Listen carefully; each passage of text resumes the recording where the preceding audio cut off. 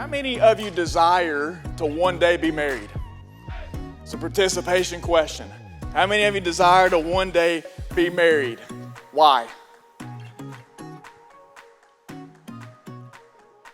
I'll tell you what, let's come back to that in a little bit later.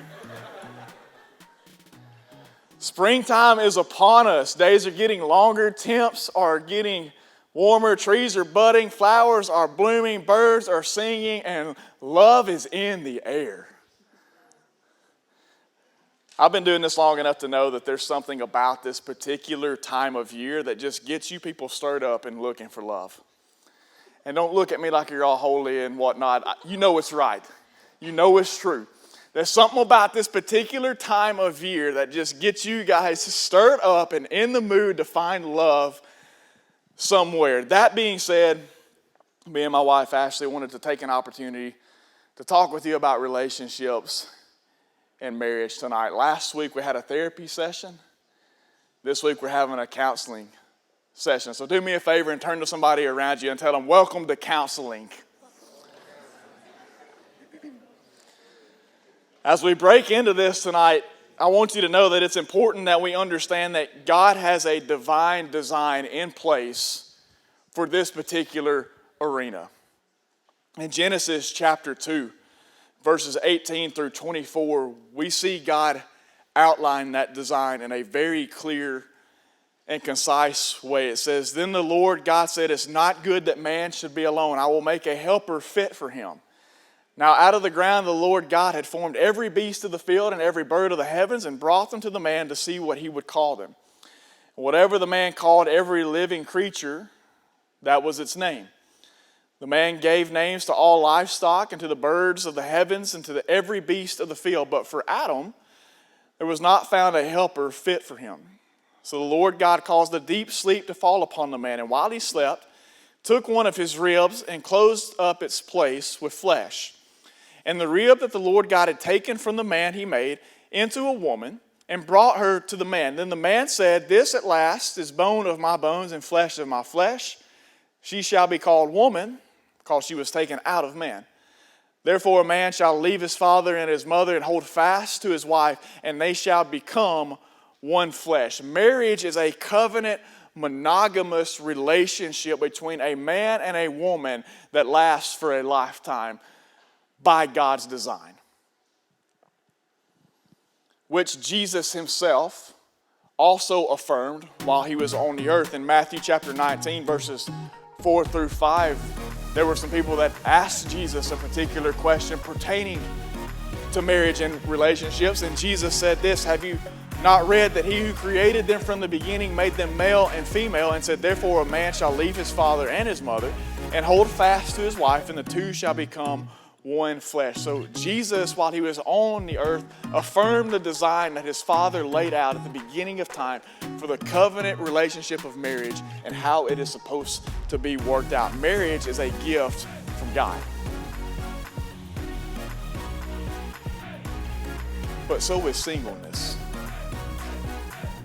And I want to take a moment tonight as we get rolling to address this side of things as well, because churches all over the place do a great job of holding marriage conferences and family conferences, but you don't see very many singles conferences get advertised.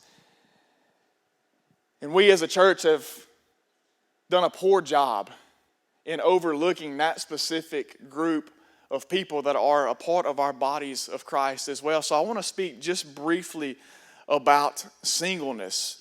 Marriage is a gift of God, but so is singleness, as strange as that may seem. And listen to what the Apostle Paul said as he wrote to the church in Corinth in the context of being a single man. Listen to what he says in 1 Corinthians 7, verses 6 through 8. "Now as a concession, not a command, I say this, I wish that all were as myself am." He's talking about being a single man. "But each has his own gift from God. One of one kind and one of another. To the unmarried and the widows, I say that it is good for them to remain single as I am." Paul saw his singleness as a gift from God. And it's important that you understand that as well. I asked you earlier who all desired to get married one day, And most everybody in the room raised their hand because most of us have that desire to find someone one day to spend the rest of our lives with. But you need to understand that that is not a desire that has to be fulfilled. Singleness is a gift as well. There are things that God can do in and through your life as a single person that you don't have the freedoms to do bound up in a marriage relationship. I had a conversation with the secretary in our office today, and I asked her if I could share this tonight. She has been single her entire life. Never found somebody to marry, never had kids of her own. And so I asked her, I said, Miss Peggy, how have you found contentment in being single? I said, was there ever a time when you desired to be married? And she said, yeah, absolutely. But it just never did work out. And I said, well, how have you found contentment in singleness?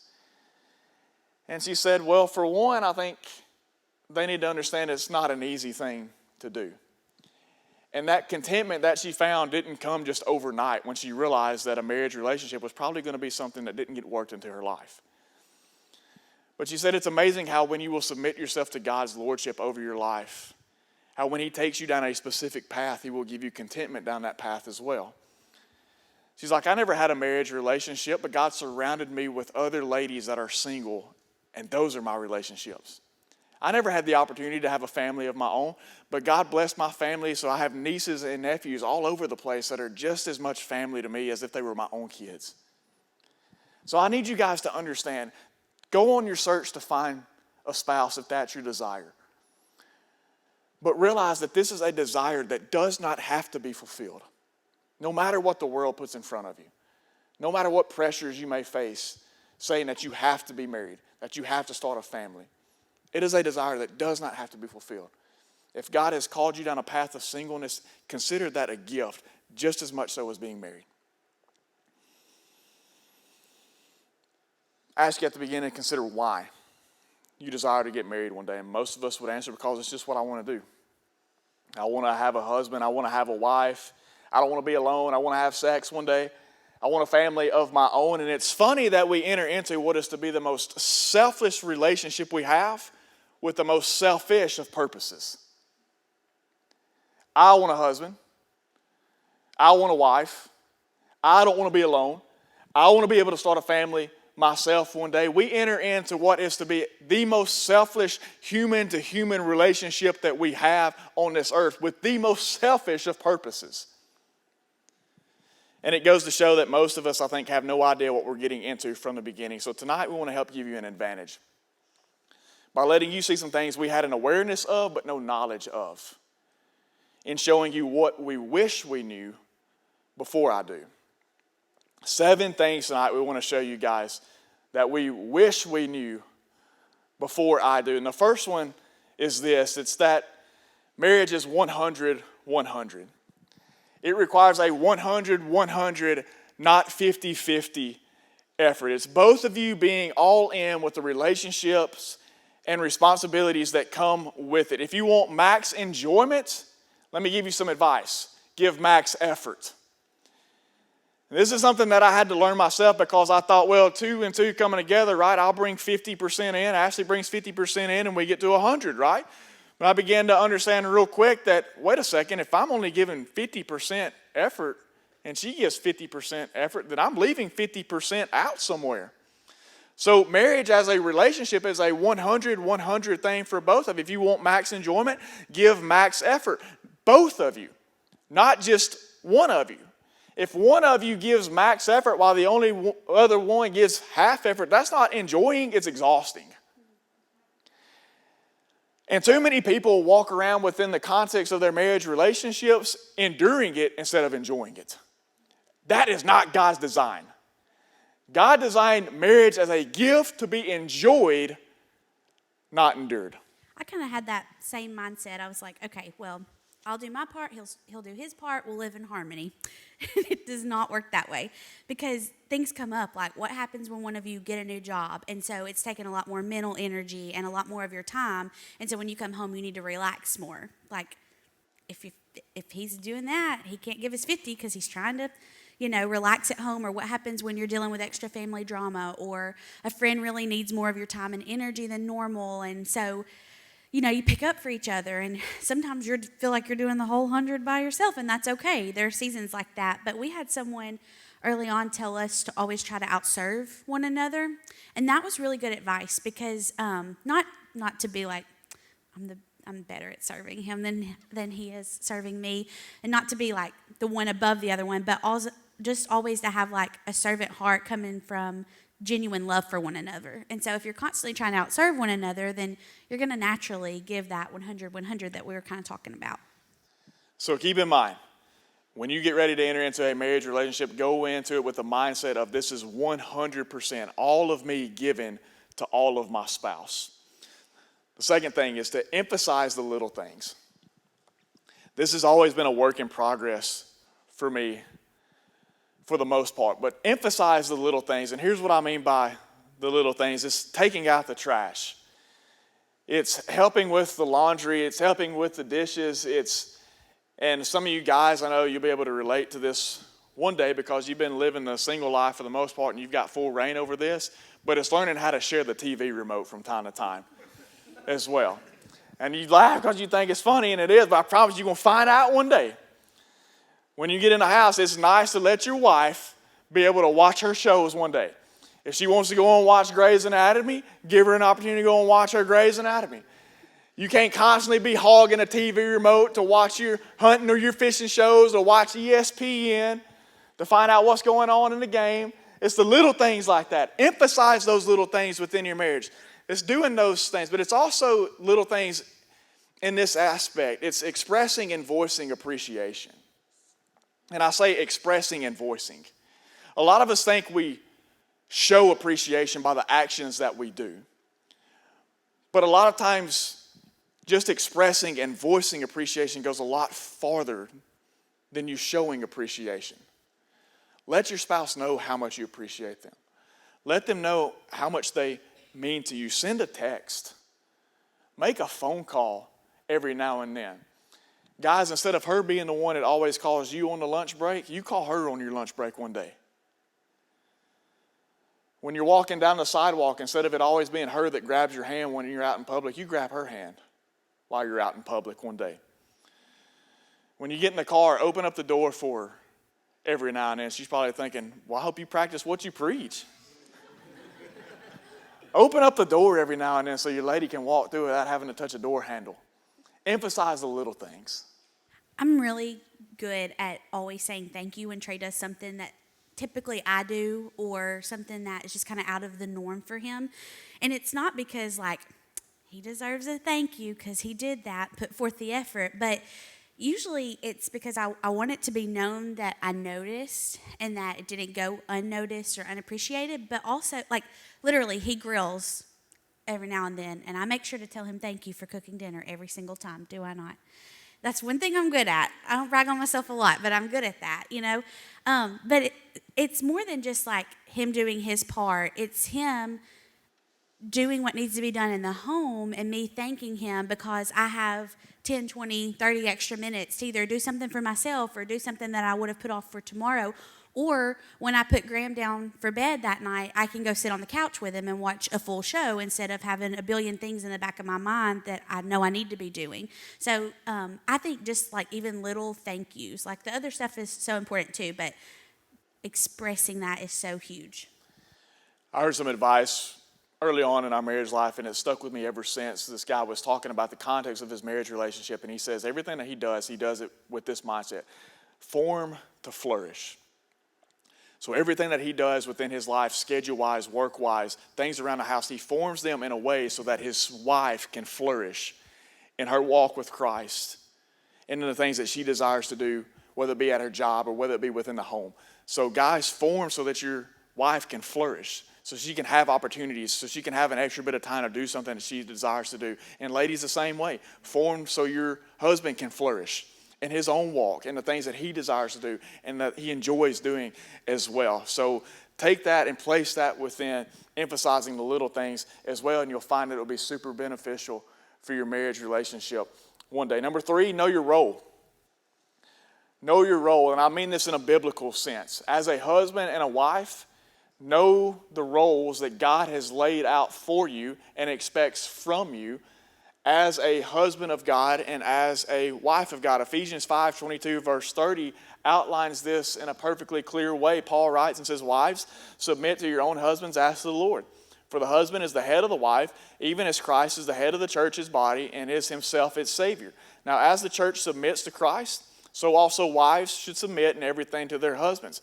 Husbands, love your wives as Christ loved the church and gave himself up for her, that he might sanctify her, having cleansed her by the washing of water with the word, so that he might present the church to himself in splendor, without spot or wrinkle or any such thing, that she might be holy and without blemish. In the same way, husbands should love their wives as their own bodies. He who loves his wife loves himself, for no one ever hated his own flesh, but nourishes and cherishes it, just as Christ does the church, because we are members of his body." So since Paul mentions the wives first, babe, why don't you go ahead and lead out in this one for the ladies? I feel like most college girls have questions about this in particular, and we have quite a few college girls that have graduated and moved on and gotten engaged, and we FaceTimed with them, or I've been chatting with them, and they're like, I don't know how to be submissive. Like, I mean, I know it says that, but like, how do you do it? And I have answered that question so many times. So if you go through Scripture tells us a lot of things that wives are. They're supposed to be, yes, submissive. They're supposed to be servants and helpers and supporters and encouragers and not nagging. Remember that one? That one's hard. But submission, it boils down to a lot of respecting your husband. And so one of the ways I just kind of sum it up for a lot of girls when we're talking about it is, if your husband is walking with the Lord, it's easy to be submissive with him or to him. But also, if you have a mindset of honoring your husband and building him up and supporting him and respecting him, then submission will naturally occur. It's not something you have to think every single day, okay, I got to be submissive today. Like it just falls into place when you're both seeking the Lord and trying to walk in step with the Spirit. And so I feel like so many people get fixated on that word because we know the negative that comes with it and that our society totally puts it down. But it's a beautiful thing when it's worked out the way that it's supposed to be. That's right, Natalie. I think it's important, ladies, that you understand, too, that when God created man and woman, they were created equally in the image of God. So within the context of the marriage relationship, I don't beat my wife down. When she does something that I don't agree with, I don't take my belt off and whip her all over the house. Yes, he does. Screaming and yelling, submit! And I think so many people have this skewed image of what it looks like. It is a respectful thing that is a dual respectful thing. Guys, listen to me. As much as your wife respects you as her husband, you respect her as your wife. So speaking of the guys, let me lay out some stuff for you guys that God expects from you as your role as a husband in the home. For me as a husband, it is my job, as I see it in Ephesians chapter 5, to love her in a few different ways. Number one is to love her unconditionally. Paul says, as Christ loved the church. The way Christ loves his church is an unconditional love. So men, love your wives unconditionally as Christ loved the church. Love her sacrificially. Paul goes on to say, as Christ gave himself up for the church. You love your wife in a sacrificial way. That means you give up things in order to enhance her life, in order to make her better in her walk with Jesus, but love her spiritually as well. Paul lays out that he might sanctify. So Jesus did all this for the church that he might sanctify her. In other words, build her up, conform her to his image. Guys, you have a spiritual responsibility within your home to lead your wife and your future family one day in a way that fears God and knows his word. Love her spiritually. I trust you. Trust me, you will stand before God one day and give an account for how you led your home as a spiritual leader within that house. But then love her provisionally as well. He says, love your wives as your own bodies. I guarantee you guys in here, you take care of your own bodies. When you get hungry, what do? You eat. When you get thirsty, what do? You drink. When you get tired, what do? You go to bed. You take care of your own body. In the same way that you take care of yourself, that's how you to love your wife. you are to treat her with that kind of an equal amount of love. And you also respect her, support her, and encourage her. Listen, this is big right here. Your wife suffers physically, mentally, emotionally, spiritually when you don't step into and fulfill the roles God has laid out for you as a husband in your home. So know your role. Next, we wish we knew how to fight well before we got married. And let me say this, arguments are going to happen. That being said, they will forever and always be dumb and pointless and accomplish nothing. So learn how to fight well. And what I mean by that is learn how to apologize.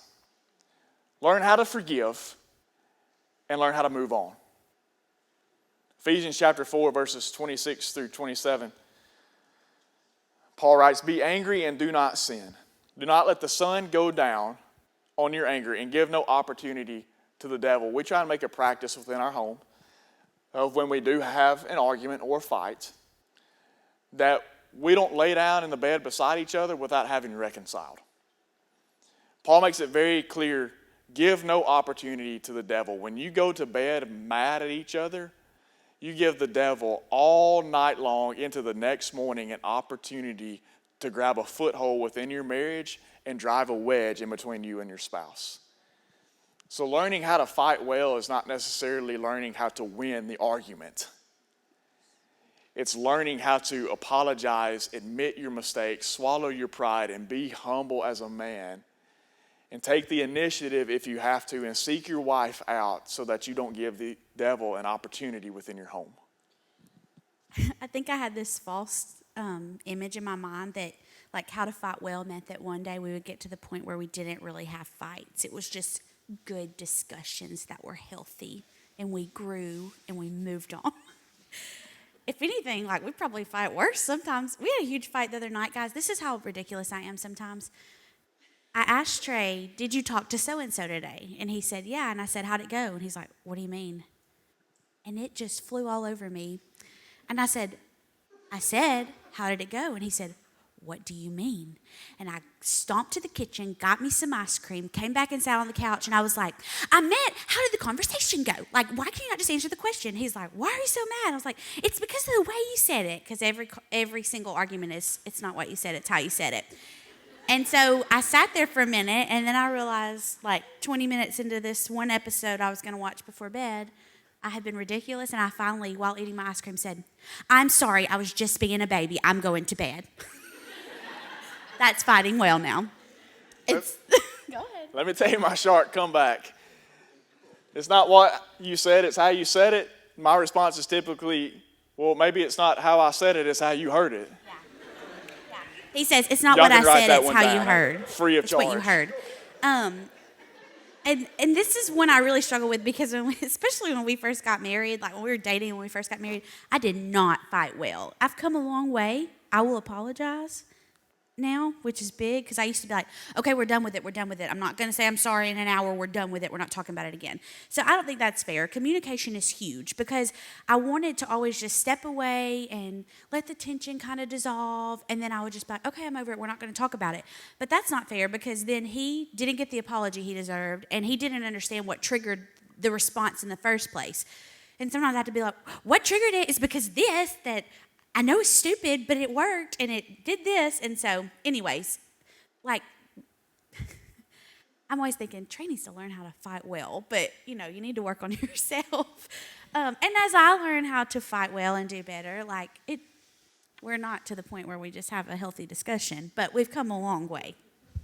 Yeah, it's just one of those things that's going to happen, guys. Guys and girls are just on completely different wavelengths. And every now and then you have those opposing wavelengths come together and just crash and burn in a terrible and awful way. We don't fight often, but when we do, we fight big. And you guys may find the same thing to be true in your marriage one day, but here's the thing. Arguments are going to be a part of your relationship, but learn how to apologize. Learn how to forgive. Learn how to move on. Love keeps no record of wrongs. Do not make a tally sheet, ladies, in your mind of something that your husband did 7 years ago that you're still holding on to, that's not fighting well. Learn how to forgive, learn how to move on. The next thing we wish we would have known is that adversity is assured. There will be unexpected hardships and challenges that you have to face throughout the course of your marriage. Things that you never saw coming or necessarily planned on happening, such as the kitchen ceiling falling in. While Trey's at church and Ashley's at home by herself. Or moving in after having your home inspection and then your central heating and air unit burning out. When we're broke.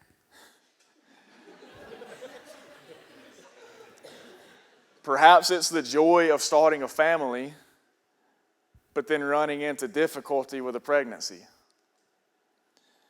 Perhaps it's 2 beautiful trees in your yard that just decided to die. And for the risk of them falling through your house, having to have them cut down for the nice low price of $2,200. While you're still broke.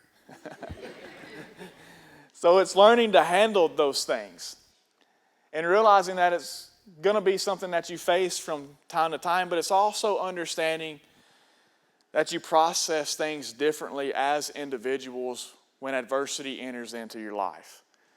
The way that I process, handle, and respond to adversity is different than the way Ashley responds and reacts to adversity that enters into our life. So it's important that you begin to understand how each of you responds to that thing so that you don't end up arguing in the midst of your adversity, making things twice as bad as what they really are.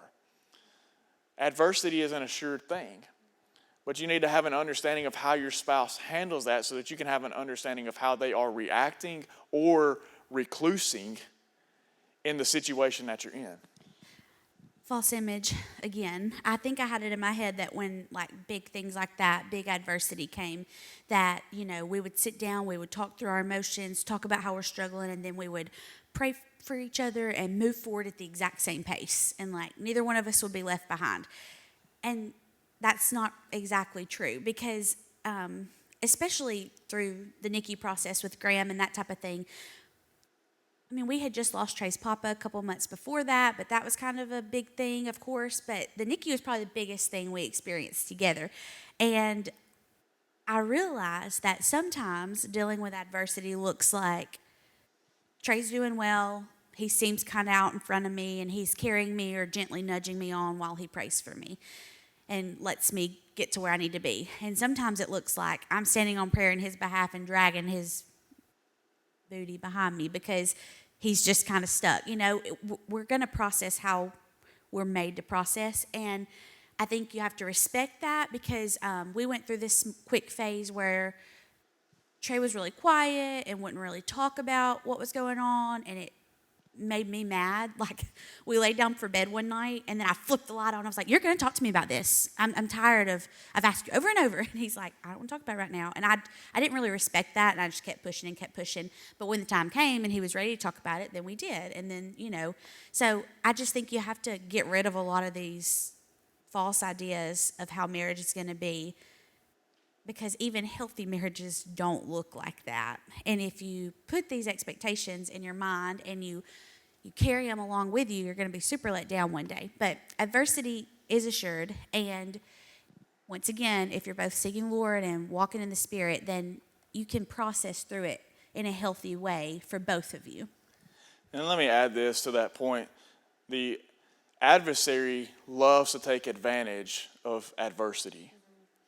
It's an opportunity, it's a moment of weakness for him to enter into a relationship and cause friction and cause stress and cause doubt and cause worry. So you need to be aware that that is an area that he will take an advantage to attack when given the opportunity. Adversity is not the time for you guys to be at odds with each other. Adversity is the time for you to come together and fight as the team that you are in a stronger way maybe than any other times that you walk through within the course of your marriage relationship. So don't let that adversity become an opportunity for the adversary. Let that adversity be something that draws you closer together and pushes you deeper into your relationship and your reliance upon Christ as the center and the foundation of your marriage. Handling the baggage.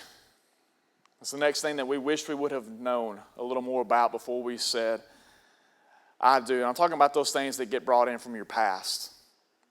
Realizing that life experiences are a major factor in shaping us as people and as individuals. There are things that I brought into our relationship from my past, things that I had been a part of, mistakes that I have made that Ashley had to ultimately deal with. There are things that she brought into our relationship from her past that we have to deal with. Things that get, whether you realize it or not, things that you will, from the way that you are brought up even, that you will project upon your husband or your wife just because that's what you have seen exemplified throughout the course of your life. And so I want to say this because I think it's something good that you can hang on to and remember.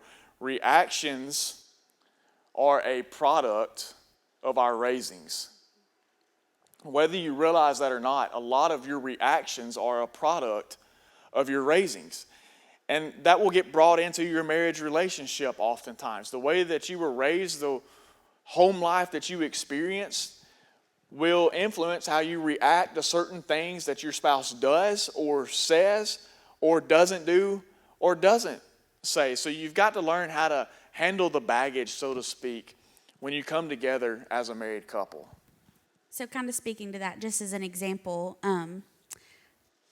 because of the way I was raised and the home I was raised in, I used to have kind of two modes. If something upset me or frustrated me or made me mad, it was either I just completely shut down and that was all, or I would full-blown act out terribly. So that's just like an example of one of those things that I brought in with me, and I'm a work in progress, and I'm continuing to work on that, but that's just an example to kind of think through because of the home life that I had. You know, you can't do anything about the hand that you're dealt, so to speak, with your family. And let me encourage you guys because, you know, you hear the expression, you know, you don't just marry them, you marry the family too. That's true. 100%. But let me encourage you guys, let me encourage you girls, don't let the family be a reason that you don't enter into a relationship with someone who didn't get to choose the people that they were raised with. You never know when God might bring you into a relationship with someone that is going to be the generational sin breaker in that family cycle. And for those of you in this room that have grown up in a family that wasn't necessarily the best atmosphere, you don't have to be who your parents are. That's right. You change the cycle. You change the trajectory of future generations. So keep that in mind, guys. You walk your own path. God has laid out your own calling and your own purpose as a husband, as a wife. You don't have to have a home that looks like the one that you were raised in. Last one. We wish we would have known a little bit more about home management. And these are the things that I think so often you don't think about as you get ready to enter into a marriage, because all you can think about is love, love, love. My wedding day is going to be perfect. I'm going to have this dress, and he's going to look so handsome. And we're going to have all my girls lined up beside me. We're going to have the beautiful flowers, and we're going to have the nice cake, and it's going to be awesome. There's going to be 750,000 people there. Because everybody's going to come. Absolutely. And it's going to be just the greatest thing ever. And our honeymoon, oh my goodness, we're going to the Dominican Republic. It's the most dreamiest spot you've ever seen. Can't wait to go and experience all that has for us. And you don't think about bills. You don't think about who's going to do the grocery shopping. You don't think about who's going to manage the account. You don't think about meal planning because you got to eat. You don't think about yard work and who's going to do that. Who's going to do the maintenance around the house. Who's going to take out the trash. That's the home management side that we're talking about. We wish we would have known more going into it so we could have had a better game plan of, hey, once we get into this, this is who is going to do what. I'm going to take this area, you can take this area. Instead, we got married and then we had to figure that out. And it was a struggle, and still is to some extent today, trying to get the home management side sorted out. I have a friend who literally made this massive list of like every chore and bill payments and maintenance and yard work and all that. And she and her future husband sat down with separate copies, and she was like, write down who you think of the two of us would do each one of these, because you bring in that baggage from how you were raised, and he wrote her name on a lot of stuff that she wrote his name on. And so that was genius. Why did we not do that? Somebody suggest that. I'm suggesting that to all of you before you get married.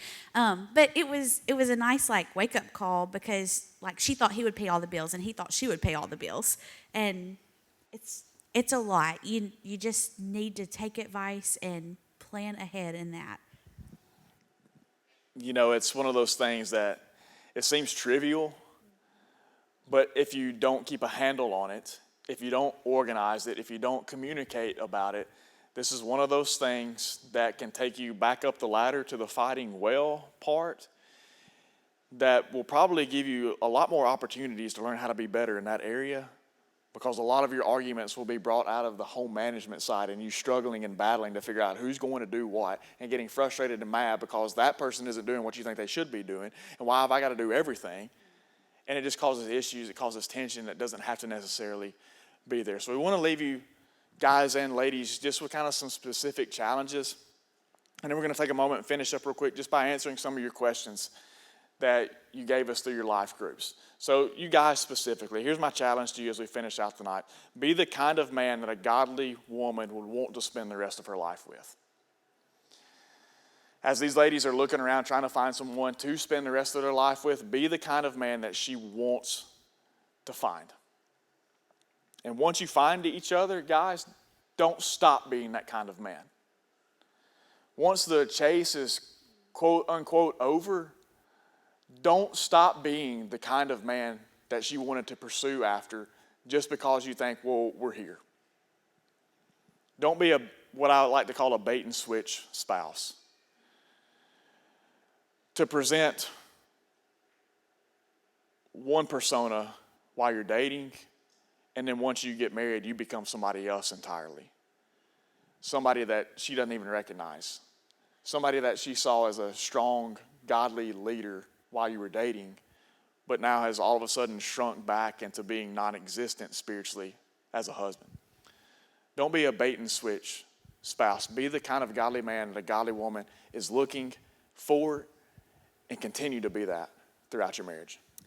And for the ladies, I just say, seek a man that loves Jesus and then pursue him together.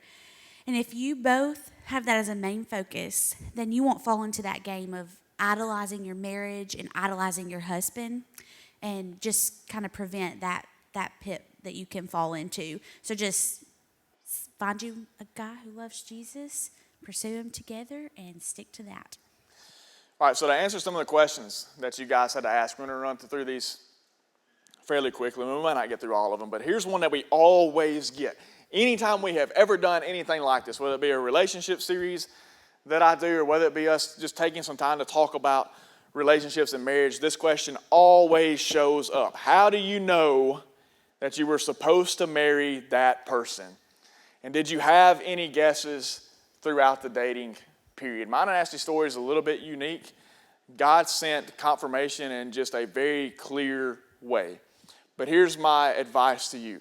In the same way as you commit to following God with your life and pursuing him individually, while also pursuing to honor him relationally, he will make that same confirmation just as clear to you when you find the person that he wants you to spend the rest of your life with. And now, will there be second guesses at times? Absolutely.